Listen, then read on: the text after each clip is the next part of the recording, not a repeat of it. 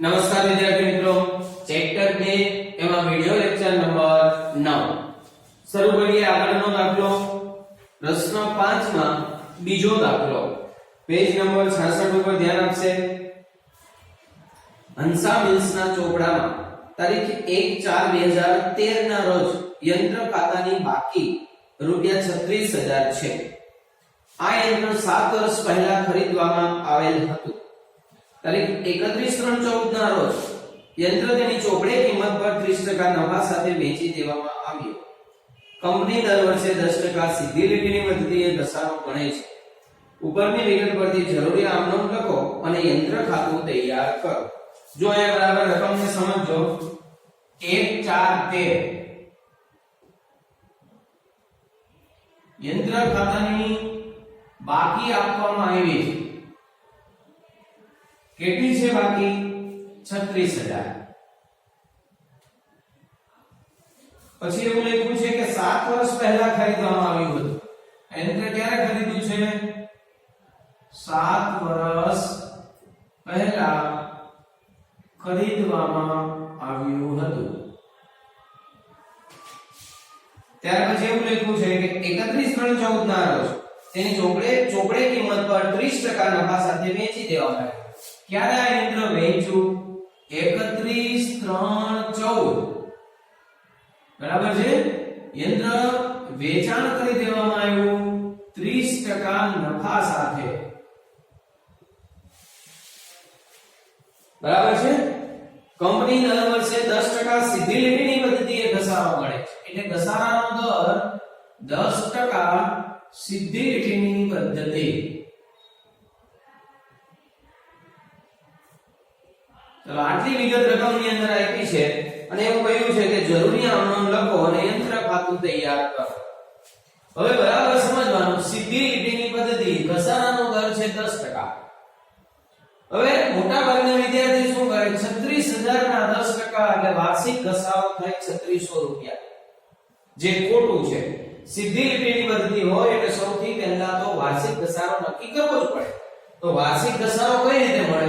10% એટલે 36000 ના 10% કરી દેવાના? ના, સીધી લીટીની રીતમાં ઘસારો હંમેશા મિલકતની પડતર કિંમત પર જ ગણાય. યાદ ન રહે ચોપડામાં લખી દેવાનું ઉપર. સીધી લીટીની રીત હોય એટલે ઘસારો હંમેશા પડતર કિંમત પર જ ગણાય. અહીંયા ક્યાંય પણ મિલકતની પડતર કિંમત આપવામાં આવી છે? આ 1/4/13 તો આ શું આપ્યું છે? બાકી. રકમ જુઓ ત્યારે ખાસ સમજવાનું છે. બાકી આપવામાં આવી 36000. બરાબર છે. મતલબ કે યંત્રની પડતર કિંમત આપી નથી. જો તમારે વાર્ષિક ઘસારો જોઈતો હોય તો ફરજિયાત પડતર કિંમત જોઈએ જ. આમાં નથી. તો સૌથી પહેલા કયું કામ કરવાનું? પડતર કિંમત શોધવાની. કઈ રીતે પડતર કિંમત મળે? ચલો આપણે પડતર કિંમત શોધવાની છે. કઈ રીતે મળશે? અહીંયા લખ્યું છે યંત્ર ક્યારે ખરીદ્યું છે? 7 વર્ષ પહેલા. હવે તમારી પાસે પડતર કિંમત નથી તો પડતર કિંમત ધારી લો. 7 વર્ષ પહેલા આપણે એવું ધારીએ કે પડતર કિંમત આ યંત્રની 100 રૂપિયા હશે. અને લખવાનું, ધારો કે યંત્રની પડતર કિંમત 100 રૂપિયા. હવે ઘસારાનો દર કેટલો છે? 10%. જો યંત્ર 100 રૂપિયાનું હોય, આ પડતર કિંમત છે, આના ઉપર ઘસારો ગણી શકાય. 100 રૂપિયાનું હોય અને 10% લેખે ઘસારો ગણો તો 10 રૂપિયા ઘસારો થાય. પણ આ યંત્ર ક્યારે ખરીદ્યું છે? 7 વર્ષ પહેલા. તો આમાંથી તમારે 10 રૂપિયા 10 રૂપિયા 10 રૂપિયા કેટલી વાર બાદ કરવા પડે? 7 વાર. ત્યારે ચાલુ વર્ષની પડતર ચોપડે કિંમત મળે. બરાબર છે. એટલે આમાંથી હું 7 વર્ષનો ઘસારો માઈનસ કરું. -7 વર્ષનો ઘસારો. એક વર્ષનો કેટલો થતો હતો? 10% લેખે 100 રૂપિયાના 10 રૂપિયા. તો સરખા આપતા લઈને દરેક વર્ષે સરખો જ હોય. તો 7 વર્ષનો કેટલો થાય? 70 રૂપિયા. મતલબ કે આમાંથી 70 રૂપિયા માઈનસ કરવાના. આ 70 રૂપિયા માઈનસ કરો ને એટલે અહીંયા આવશે 30 રૂપિયા, જે હાલની ચોપડે કિંમત છે આ તારીખની.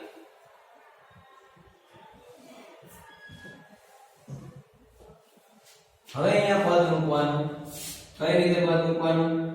અહીંયા લખીશું ચોપડે કિંમત, જે શોધવું હોય ને આ બાજુ લખાય, વળતર શોધવાની છે તે આ બાજુ જો અહીંયા જે યંત્રની ચોપડે કિંમત 30 રૂપિયા હોય એ યંત્ર 7 વર્ષ પહેલા કેટલામાં ખરીદવામાં આવેલું હશે 100 રૂપિયામાં તો અહીંયા લખવાનું જેની ચોપડે કિંમત 30 રૂપિયા એની પડતર કિંમત હશે 100 રૂપિયા તો જે યંત્રની હાલની ચોપડે કિંમત કે બાકી ચોપડે કિંમતને બાકી એવું કહેવાય 36000 હોય આ યંત્ર 7 વર્ષ પહેલા કેટલામાં ખરીદવામાં આવ્યું હશે એટલે અહીંયા લખીએ જો એની ચોપડે કિંમત 70 તો એની પડતર કિંમત કેટલી હવે આ ગણતરી બધાને આવડે છે 30 ક્યાં જશે છેદમાં ઉપર આવશે 70 ગુણ્યા 100 તો આપણે ગણતરી કરીએ તો અહીંયા મિસ્ટેક થઈ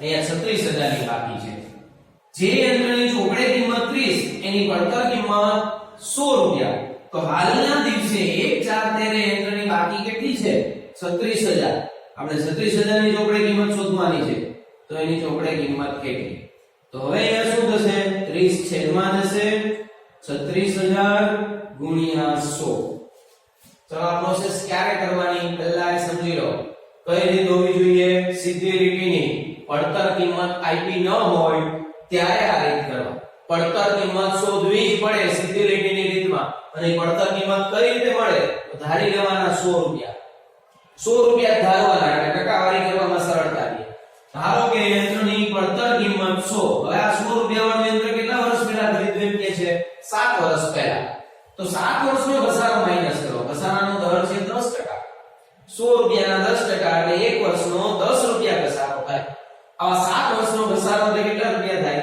70 જો એમ કહ્યું હોત કે 3 વર્ષ પહેલા ખરીદ્યું તો અહીંયા કેટલા આવે 30 આવે 5 વર્ષ પહેલા ખરીદ્યું એમ કે તો 50 તો આ 7 વર્ષ પહેલા ખરીદ્યું છે એટલે 70 રૂપિયા આપણે 7 વર્ષનો ઘસારો માઈનસ કરીએ તો હાલની બાકી કે હાલની ચોપડે કિંમત એટલે કે 1/4 ની ચોપડે કિંમત 30 રૂપિયા થાય હવે બાદ મૂકો જેની ચોપડે કિંમત 30 રૂપિયા એની પડતર કિંમત 100 તો જેની ચોપડે કિંમત 36000 રૂપિયા હોય એની પડતર કિંમત કેટલી ચાલો હવે આની ગણતરી કરીએ આપણે તો 36000 ગુણ્યા 100 ભાગ્યા 30 એટલે યંત્ર કેટલાનું આવશે 1,20,000 આની પડતર કિંમત મળી હવે તમને વાર્ષિક ઘસારો મળે બોલો કેટલો થશે વાર્ષિક ઘસારો ખબર પડે કોઈને હવે વાર્ષિક ઘસારો પડતર કિંમત તમને મળી ગઈ 1,20,000 પડતર કિંમતના 10% થાય સીધી લીટીમાં એટલે વાર્ષિક ઘસારો કેટલો થશે કરો 1,20,000 ના 10% 12,000 રૂપિયા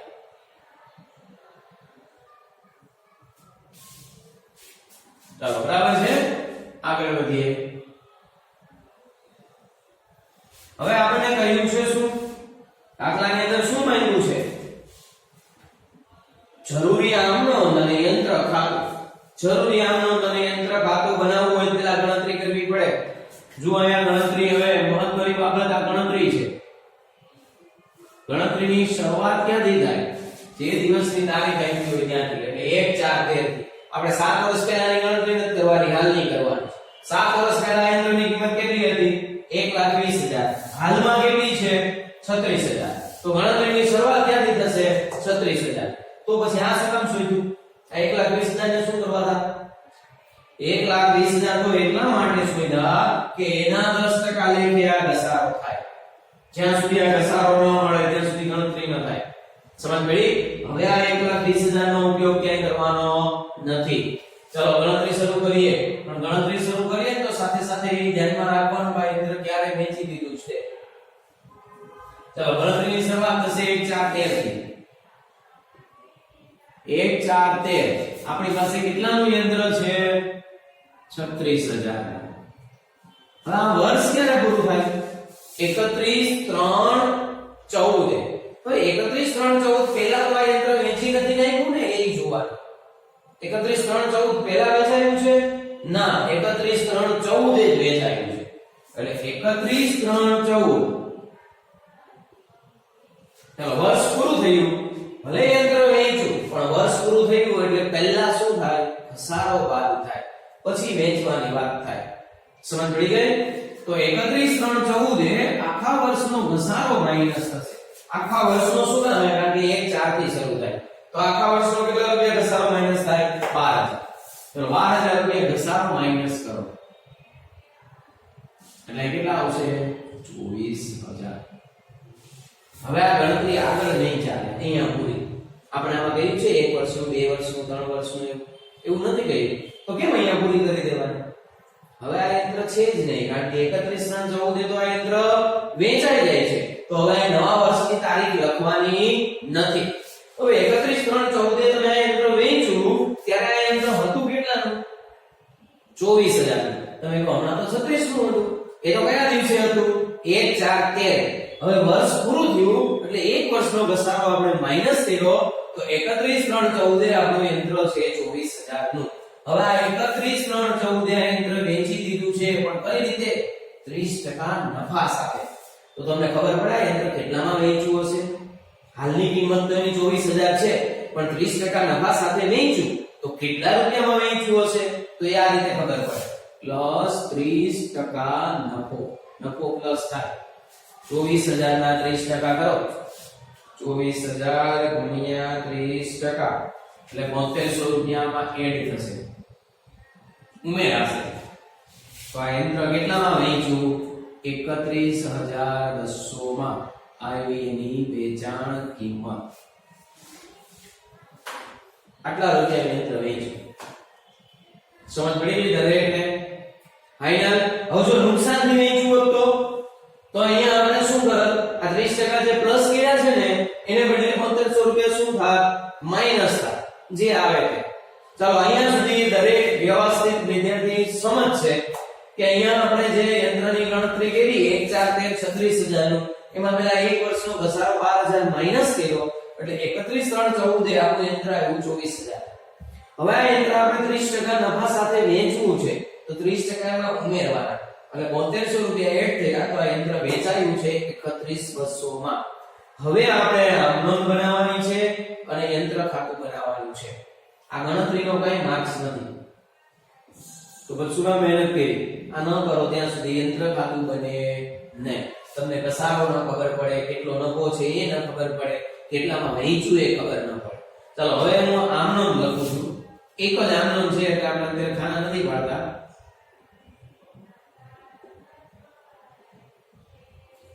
કઈ રીતે આમનો આવશે બરાબર સમજો. પહેલી આમનો કઈ આવે? પહેલા વર્ષે 3 આમનો આવે, પણ પછીના વર્ષે કેટલી આવે? 2. આ તો કેટલાનું વર્ષ છે? 7મું વર્ષ છે.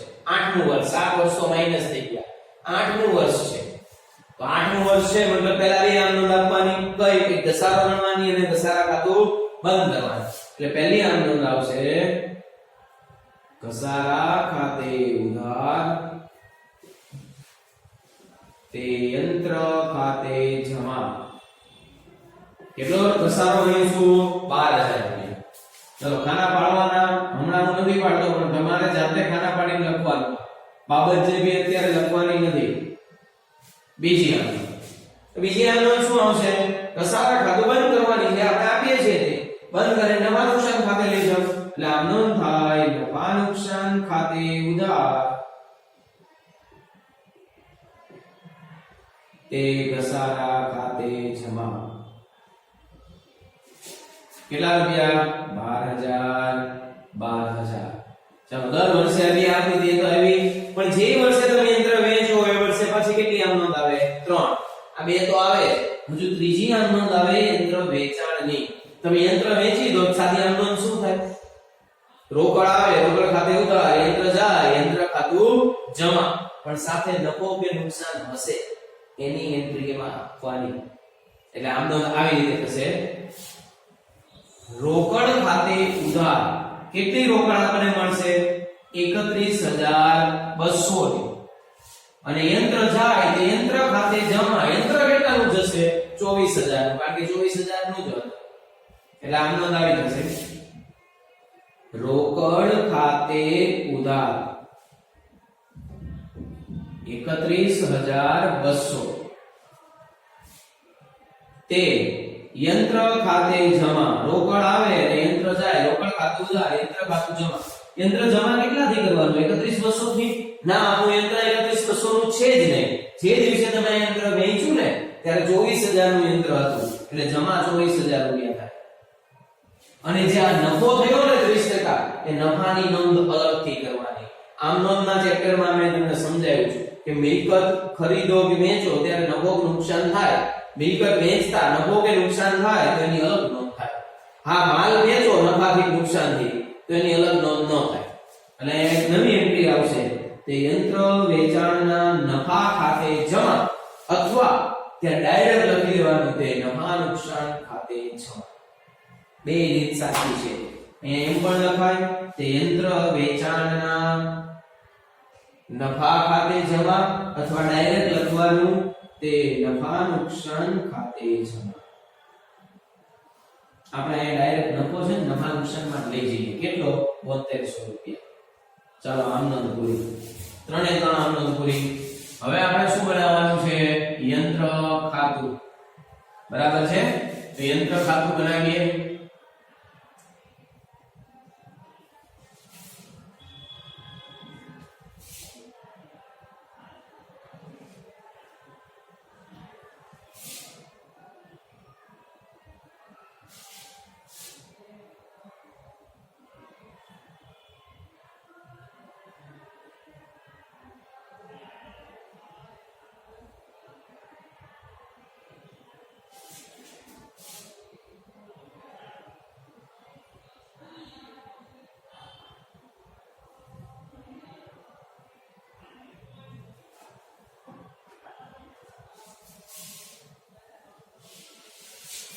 આ યંત્ર ખાતાની ઉધાર બાજુ અહીંયા આવશે તારીખ, વિગત, નો પાર, રકમ રૂપિયા. જમા બાજુ પણ એમ જ તારીખ, વિગત, નો પાર અને રકમ રૂપિયા. ચાલો, ગયા લેક્ચર ની અંદર તમને શીખવ્યું હતું યંત્ર ખાતાની શરૂઆત કઈ બાજુથી થાય? ઉધાર બાજુથી. આમ નોંધ હોય ન હોય યંત્ર ખાતું એમને બનાવતા આવડવું જોઈએ. યંત્ર ખાતાની શરૂઆત કઈ બાજુથી થાય? ઉધાર બાજુથી. ગયા લેક્ચર ની અંદર જુઓ, ચોપડો ખોલો. ઉધાર બાજુને પહેલા શું લખ્યું હતું? બેંક ખાતે, રોકડ ખાતે. એવું ક્યારે લખાય? પહેલું વર્ષ હોય ત્યારે. પછી બીજા વર્ષે શું લખ્યું હતું એ જુઓ. તો ત્યાં બીજા વર્ષે લખ્યું હતું બાકી આગળ લાવ્યા. ત્રીજા વર્ષે એમ જ લખ્યું હતું બાકી આગળ લાવ્યા. તો પછી 8મા વર્ષે શું લખાય? બાકી આગળ લાવ્યા. કારણ કે આ ખરીદવું નથી એટલે અહીંયાથી શરૂ થશે. 1/4 અહીંયા લખવાનું બાકી આગળ લાવ્યા. કેટલાનું? 36000. ચાલો, પછી શું આવે? 12000 રૂપિયા ઘસારો. ક્યાં લખાય ઘસારો? જમા બાજુ પર. આજ તારીખ, આજ નહીં, આજ વર્ષની છેલ્લી તારીખ 31/3/14. અહીંયા લખાશે ઘસારા ખાતે. કેટલો ઘસારો લખીશું? 12000. બરાબર છે? હવે જુઓ, હજુ આ પૂરું નથી થઈ ગયું. હજુ આ 7200 ની એન્ટ્રી બાકી છે. હવે આ યંત્ર તમે વેચી દીધું છે. યંત્ર વેચી દીધું, તમે યંત્ર ખરીદ્યું તો કઈ બાજુ લખ્યું હતું? ગયા લેક્ચર ને યાદ કરો. પહેલી આમ નોંધ તમે આપી દીધી. યંત્ર ખરીદ્યું તો કઈ બાજુ લખ્યું હતું? ઉધાર બાજુ, બેંક ખાતે અને રોકડ ખાતે. તો હવે યંત્ર વેચ્યું છે કઈ બાજુ લખવાનું? જમા બાજુ. સમજ પડી ગઈ? ખરીદવું હોય ઉધાર બાજુ, વેચીએ તો કઈ બાજુ? જમા. કારણ કે યંત્ર ખરીદે તો યંત્ર આવે એટલે ઉધાર બાજુ લખાય. યંત્ર વેચો તો યંત્ર જાય એટલે યંત્ર ખાતાની જમા બાજુ લખાય. કેટલાથી વેચ્યું? 31200 થી. તો અહીંયા લખાશે 31200. આજ તારીખ. અને અહીંયા લખવાનું રોકડ બેંક ખાતે. કેમાં રોકડ બેંક ખાતે? ખરીદ્યું હતું ત્યારે શું લખ્યું હતું? બેંક ખાતે, રોકડ ખાતે. બે એન્ટ્રી સાથે આપી દીધી ને. હવે વેચ્યું ત્યારે આમ જ લખવાનું રોકડ બેંક ખાતે. હવે આપણે રોકડા મેળા છે, બેંક થી મેળા છે નથી આવી. હા, માત્ર રોકડ ખાતે લખો, માત્ર બેંક ખાતે લખો તો પણ સાચું જ છે. ચાલો, એ થઈ ગયું. હવે નફાની એન્ટ્રી આપવાની. નફો કઈ બાજુ લખવાનો? બરાબર યાદ રાખજો. નફો છે ને યંત્ર ખાતાની ઉધાર બાજુ લખવાનો, અને નુકસાન હોય તો યંત્ર ખાતાની જમા. કેમ આમાં ઊંધું? ખરેખર તો નફો હોય કઈ બાજુ આવે? જમા બાજુ. અને નુકસાન હોય કઈ બાજુ આવે? ઉધાર. તો આપણી નફા નુકસાન ખાતામાં આવે. આપણે આ કયું ખાતામાં ખતવણી કરીએ છીએ? યંત્ર ખતવણી આમ ક્રોસ થાય એ 9મા ચેપ્ટરમાં તમે ભણ્યા છો. રોકડ ખાતું ખરીદ ખાતું એમાં ખતવણી કરતા હોય તો ખતવણી કઈ રીતે થાય? ક્રોસ. તમે જમા રકમ લખો તો વિગત ઉધારની આવે, ઉધાર રકમ લખો તો વિગત જમાની આવે. એટલે અહીંયા અંક લાગે છે તમને. એટલે નફો છે કઈ બાજુ લખવાનો? ઉધાર. નુકસાન હોય કઈ બાજુ લખવાનું? જમા. ચાલો કેટલો નફો છે? 7200 રૂપિયા અહીંયા લખો. તારીખ છે 31/3/14 અને સામે લખવાનું નફા નુકસાન ખાતે. આ યંત્ર ખાતાની ઉધાર બાજુ લખી છે. તમે એમ કહો આ ખતવણી આ મુજબ તો આમાં ખતવણી નથી થઈ, કારણ કે આપણે ડાયરેક્ટ અહીંયા શું લખી નાખ્યું છે? નફા નુકસાન ખાતે. જો અહીંયા તમે એવું લખ્યું હોત તો યંત્ર વેચાણના નફા ખાતે જમા. હવે પછી તમારે બીજી આંકડો આપવી પડે. યંત્ર વેચાણનો નફો ઉધાર તે નફા નુકસાન ખાતે જમા. અથવા તો બીજી આંકડો આવી પણ થાય. આખી રીત જ અલગ. રોકડ ખાતે ઉધાર 31200 તે યંત્ર ખાતે જમા 31200 પૂરા લખી દેવા. અને પછી યંત્ર ખાતે ઉધાર 7200 રૂપિયા તે નફા નુકસાન ખાતે જમા 7200. એટલે આની પાછી બીજી અલગ આમ નોંધ થાય અને એની આ મુજબ ખતવણી છે. એટલે અત્યારે આ આમ નોંધની ખતવણી નથી, બીજી રીતની આમ નોંધની ખતવણી છે. એ પણ સમજવું. ચાલો સમજ પડી ગઈ? પૂરી થઈ ગઈ ગણતરી. એક વર્ષ પૂરું થઈ ગયું. કરો સરવાળો. જુઓ તો કઈ બાજુ સરવાળો વધુ આવે છે? અંદાજ લગાવો કઈ બાજુ વધારે છે સરવાળો? ટ્રાય મારી આપણે ખબર તો પડતી નથી કઈ બાજુ વધારે. ચાલો જુઓ 36000 + 7200. આ બાજુ સરવાળો આવે છે 43200. આ બાજુનો કરીએ 12000 + 31200. આ બાજુ એટલું જ આવે છે 43200. કેમ આવું થયું? હવે યંત્રની બાકી મળે જ નહીં, કારણ કે યંત્ર તમે વેચી દીધું. હવે ધંધામાં યંત્ર છે જ નહીં, કોઈ આવે જ નહીં. બાકી આગળ લઈ ગયા કે બાકી આગળ લાવ્યા. સમજ પડી ગઈ દરેકને? ઓકે, બરાબર ધ્યાનથી આ સમજવાનું છે, કારણ કે આના આધારે પરીક્ષામાં જે મોટા દાખલા પૂછાવાના છે ને એ આવશે. બરાબર? જય શ્રી કૃષ્ણ.